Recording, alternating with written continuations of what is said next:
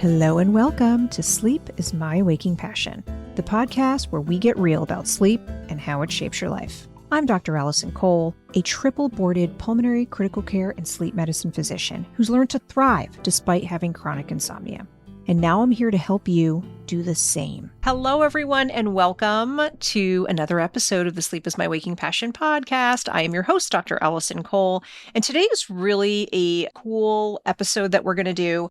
I have with me Mr. Robert Miller. He is an experienced sleep technologist. He has been in the space of sleep for over 30 years. So back in the day when we were reading all of our sleep studies on paper, which I saw as a fellow, they kept one of those stacks around just to make sure we appreciated the fact that we could read it on a computer. They're like, do you want to know what old school's like? Let me show you what the life of sleep used to be like. I highly admire what you did because looking at all of those reams of paper to determine just what stage of sleep they were in, I can only imagine how challenging that was. It was absolutely a science back in those days. And it felt like a science when you came in and you calibrated your machine every night and being able to see the information as it displayed during the nighttime. And even in some cases, taking those old paper studies apart and scoring them during the nighttime while the study was running. So we were ahead of our time, I think, at the particular lab that I worked at. Oh, absolutely. And I couldn't imagine the time it took to score a test when you can't just scroll with your mouse across the screen and readjust. Computers have really done us a service. We've moved quite quickly, but the whole landscape of sleep has changed as a result. But you are the OG. You've seen it from the beginning. All the way back to the beginning, just about. So Rob Miller is also a co-host of Sleep Tech Talks, and I had the good fortune of being invited on that show. Emerson Care reached out to me, and it was great to meet Jerry George and the rest of the crew, and that's how I met you, Rob. And, I was saying to Em, I'd really love to do a show where people start to understand what happens once you're diagnosed with obstructive sleep apnea. So you've come to see me and I'm the provider and I've said, hey, by the way, we did this test and it looks like you have pretty significant sleep apnea. And I really think the best course of action is to have you start on a trial of positive airway pressure, PAP therapy. So what I typically do is I'm ordering auto positive airway pressure, auto CPAP. So a lot of people have heard that term and I've talked about it on the show before, but that is the machine that's using air pressure to keep that upper airway open so that you no longer have sleep apnea. And they're like, okay, great. And then it's like, well, what happens next? And so, Rob, yes, you've been a sleep technologist all these years, but you actually moved into the durable medical equipment space. And a durable medical equipment or DME company, that's who I need to partner with to get you your equipment.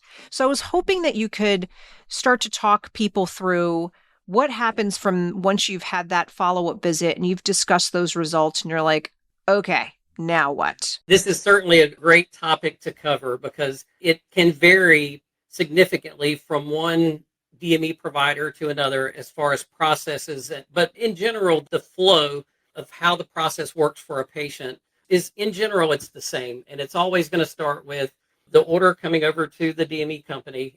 I would say probably one of the greatest challenges today is the fact that orders come over incomplete. There may be an actual order form, but there may not be face-to-face notes, or you don't have a copy of the diagnostic study. At times, the process of getting the patient onboarded on the DME side and then the insurance authorization completed for that particular CPAP order can be delayed based on just a lack of data that's needed to be able to qualify that patient's equipment. So, Robert, that's a great point that you're making. So for anybody who might be listening, this show is for everybody. So on the patient side, you're going to learn why there may be delays. But if you're a provider listening to this, what are the key components that are absolutely necessary for a provider to give to a durable medical equipment company to reduce delays in treatment? Yes. So in general, there would need to be a CPAP order, and it needs to be a completed CPAP order where you've got all of the specifics about that patient's therapy covered in the order. The other thing would be also a face-to-face note where you've met with the patient, you've talked about treatment options, you've also diagnosed that patient. So we need all of the diagnostic information as well. So I think the thing that I would recommend to your listeners, particularly those who are physician practitioners, would be E-Prescribe. if they will adopt an e-prescribe platform, there's several that are out there. There's DME scripts, there's Parachute, there's a few others that they consolidate the process, but more importantly, they ensure that there is a completed order before it leaves the physician practice and gets to the DME company. That is a great suggestion. Are these free or these add-ons, or do you have to pay for these types of services if you're a practitioner? So the good news is for the practitioner, no, there's typically no fees involved on the practitioner side. The DME company that receives the order actually pays for the service so that they're able to receive those orders through that e-prescribe platform. Interesting. Okay. My other question then is, listen, there are big, huge organizations that span the entire United States, one of which is what Robert's affiliated with, but there's also smaller durable medical equipment companies. Are there certain universal platforms or one that you know of where basically most of the providers that are out there are going to be definitely engaging in one of these e-prescribe platforms? Is there any preference that you're aware of in the industry, or the biggest one in the industry? I would say probably Parachute is probably the largest in the space. DME scripts would probably be number two. And those platforms are accessible by all DME providers. So even the smaller companies can sign on with Parachute or with DME scripts and become an option for an ordering physician to be able to send an order over to that particular DME company. So the nice thing for the physician too is that in their particular profile, there will be a number of DME companies that they have allocated that they are going to potentially send their patients to, so that they're able to send that prescription to the DME company through that e-prescribe platform. And again, it's a comprehensive order. It helps the DME company to be able to expedite the process of getting that patient qualified through the payer, which is a whole nother part of the conversation, because that's going to vary. The payer qualification time frame, it's very, I would say, very quick with some payers, and with other payers, it's much slower. So once a completed order is in, however they're able to get that necessary information to you, what is the turnaround time? Does it depend on when you're expected to get approval and be reimbursed for that, or? I would say in general, for most DME providers, it's probably a 24 to 48 hour at least onboarding of that particular patient into their system, and then a submission to the payer. Now, the qualification side on the payer side can vary from a few hours in some cases to even weeks for some other payers, just based on what their specific policy is related to DME qualification. You mean to tell me that there are payers out there that literally will not provide equipment for weeks after an established diagnosis? Correct. Wow. Okay, guys, system broken. Hello, highlighting that. So yes, I actually wanted to cover that topic with you. So yes, it's interesting. The two different sort of pathways from a diagnosis and then treatment standpoint today are the traditional payer market that we're all aware of, where you're using a patient's insurance to cover the services. The other is the e-commerce channel, where a patient is going to pay out of pocket for those services. A patient can literally go through that diagnosis to PAP therapy in some cases as little as 7 days, from literal filling out the information, having a telehealth appointment, getting the diagnostic study done, getting on a PAP therapy device. I would say 7 to 14 days is probably fairly standard in the e-commerce space. So it shows you that the general system from a payer perspective is broken. If you're willing to pay, that's what he means. E-commerce. Like if you're willing to say, yes, I'm going to front load everything. Hopefully I get reimbursement on the back end or what have you, but I'm going to put myself out there. That's an interesting concept. So before we go down the e-commerce pathway, I do want to circle back to that. If we're looking at what probably most of my patients have done, which is, okay, what's my insurance? I'm waiting for my insurance to approve it, and I'm going to get my actual unit. I think it's very complicated for providers sometimes to explain exactly what happens once that unit arrives. So meaning people are confused by the concept of almost like a rent to buy, the compliance and how that's designated. My understanding of compliance data is that basically that 4-hour mark, right? Ideally, we would sleep anywhere between 7 to 9 hours for most of us would be considered, quote, normal. Some of us are shorter sleepers naturally, but in general, right, roughly then. We're basically saying is the 4-hour cutoff for, quote, being ideally compliant is the bare minimum, right? Ideally, we want them using it for the entire night. but that's the bare minimum cutoff. And a lot of people sort of emphasize that. And I know my understanding, because I recall kind of poking my head and researching this a while ago, is that that came from some study or somebody published this. And it was many, many years ago. It's not really been replicated, but it's something that we've all glommed onto as being, quote, absolutely necessary. There's a lot of inherent flaws in that, meaning, well, if you're sleeping like 8 hours and you're only using it 50% of the time, like, how good is that really for you? But can you explain just what all of that means from the patient side? Like, why that is, how that influences their continued coverage? Because it's not really like you get a machine and then it's, quote, yours. Like, there is an ability to sort of return it over time if you're not compliant. So in other words, you could see where I lack really in-depth knowledge of this. So can you clarify? Because I don't know how to clarify for my patients and they're going to ask me. So Yeah, so let's walk through the process for the patient, okay. because I do think that this is helpful. Initially, the first call to the patient should be from the DME provider to let them know that the order has been received and that they have started the qualification process to find out what the patient's financial responsibility is going to be for the PAP unit.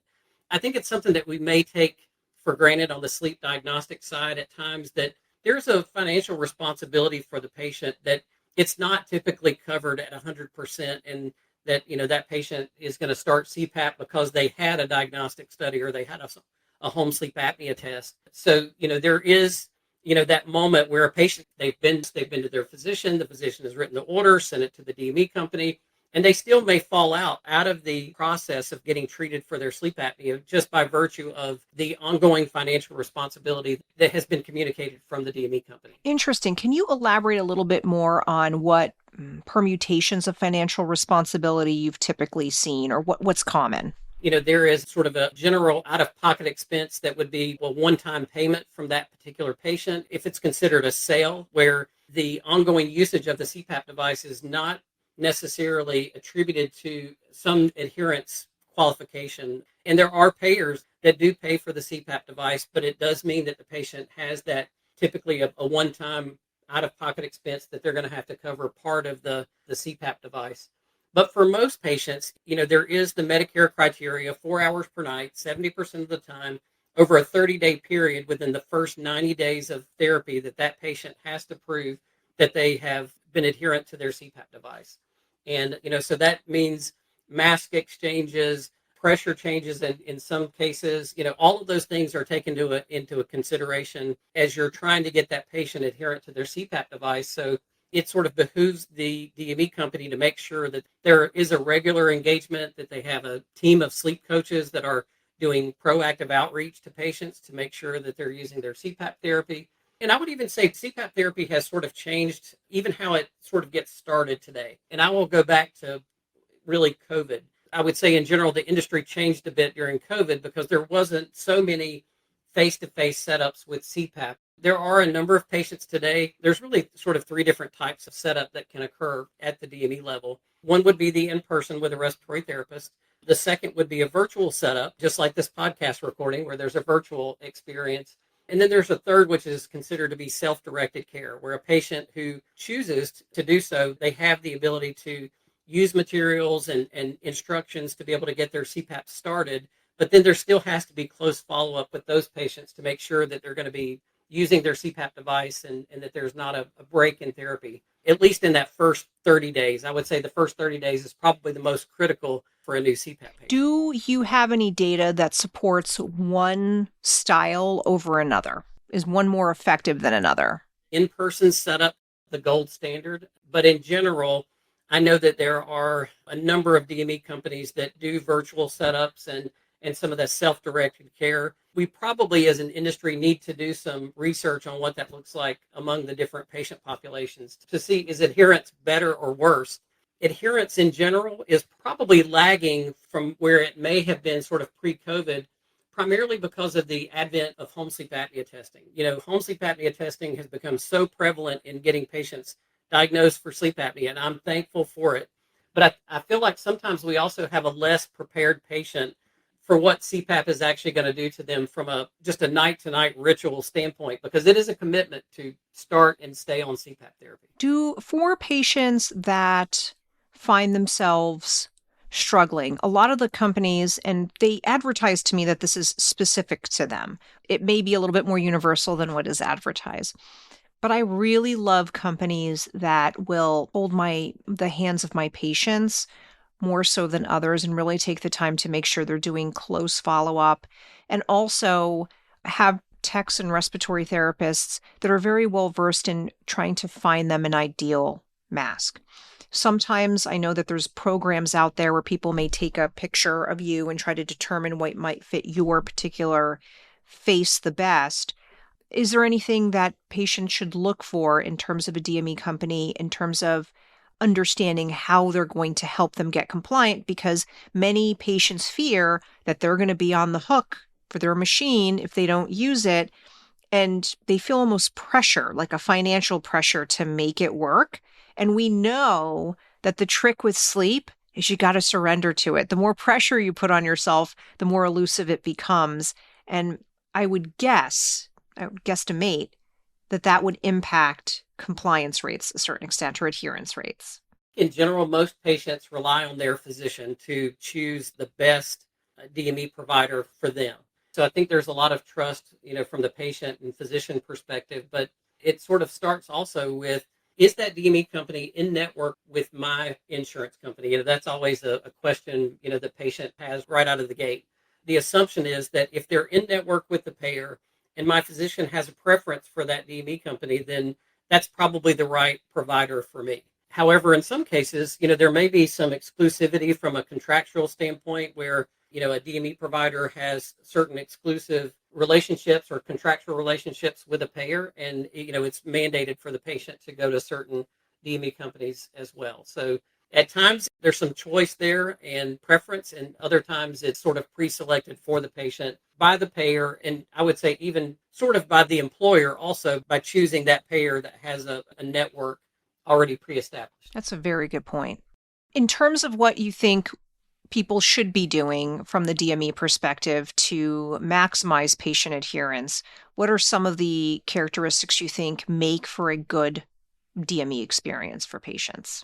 That regular contact is absolutely critical, especially again in the first 30 days for a patient. If the patient's still not adherent at 30 days, then the next 30 days is the most critical for that patient. So you sort of have to take that first 90 days, and there does have to be regular outbound connections with that patient, particularly the ones that are non-adherent. It's interesting because I think from a DME perspective, in some cases you can manage a patient based on the information that you receive from the device every single day. So if a patient they start CPAP day one, they wear it 6 hours, they sleep 6 hours, wear it 6 hours every night, and they get through the initial adherence phase with no issues, then they just need reassurances about and sort of positive affirmation that they're doing a good job with their CPAP device. So that's probably a lower touch patient, but you certainly have other patients that need clinical intervention. They may need, even some type of motivational enhancement therapy to help them with their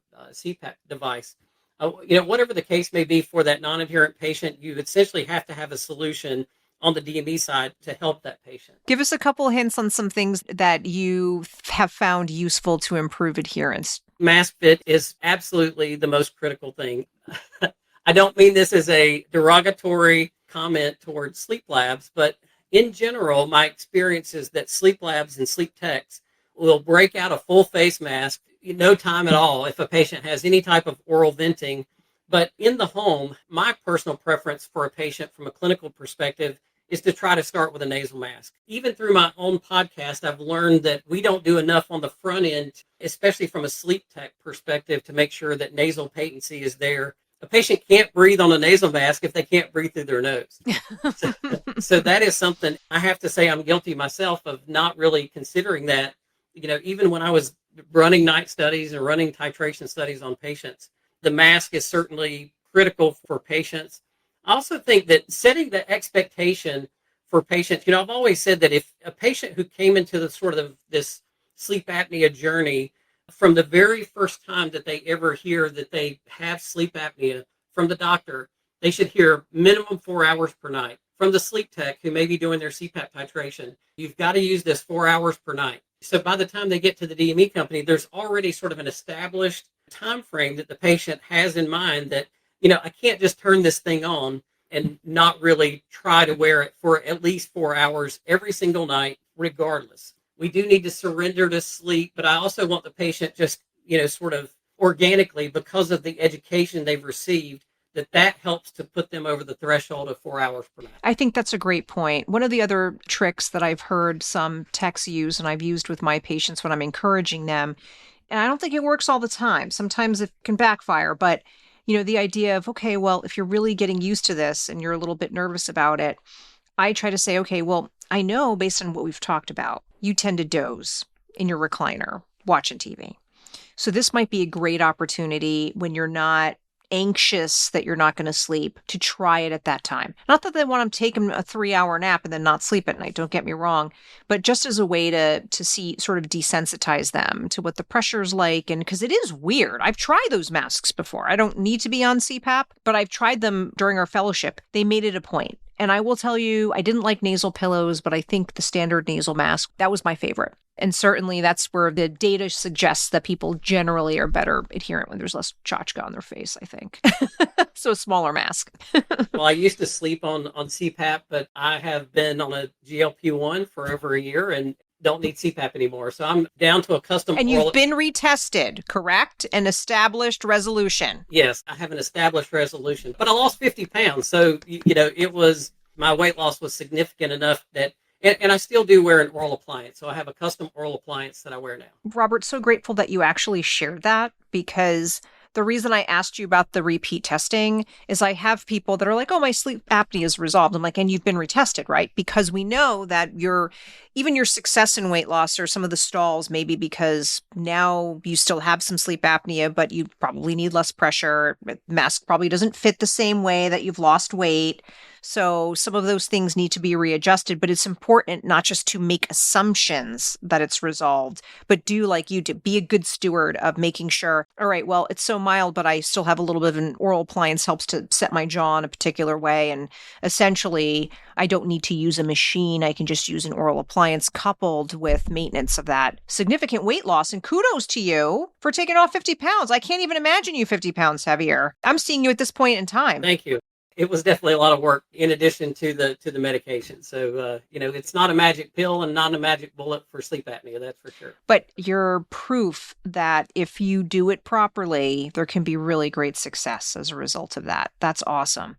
Okay, so we now have the patient that despite all of the positive affirmations, everything else we've done to get them to be adherent, just not for them. This is the time when, as a provider, I go back and say, okay, what else can we do? What are some of the other, maybe we have to think about something that's not PAP therapy. Maybe we need to get them to the sleep lab because maybe they do better on a different mode of ventilation. It's not, APAP is not the end all be all. There's BiPAP and adaptive servo ventilation and other ways that we can help someone if that's the most appropriate next step for them.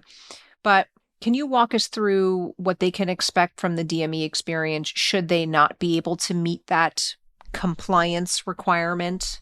Yeah. So I would say in general, sort of a best practice approach. I want to use that caveat. I would say you would want to start at about day 45 for a non-adherent patient. Then it's clinical intervention, meaning that it's the respiratory therapist at the branch who's working with the physician to think about next steps for that patient. There are studies that show that bi-level can be used to rescue a number of patients who are non-adherent to standard CPAP therapy. And the nice thing is, at least the way the Medicare rules are written, is that the patient's clock essentially restarts, but you've got to stay within that window of, that first 90 days for that patient to get them to a bi-level device. And then you do get a new sort of reset. So you've got a period of time to allow that patient to acclimate to the bi-level. So bi-level would be one course of treatment for a patient.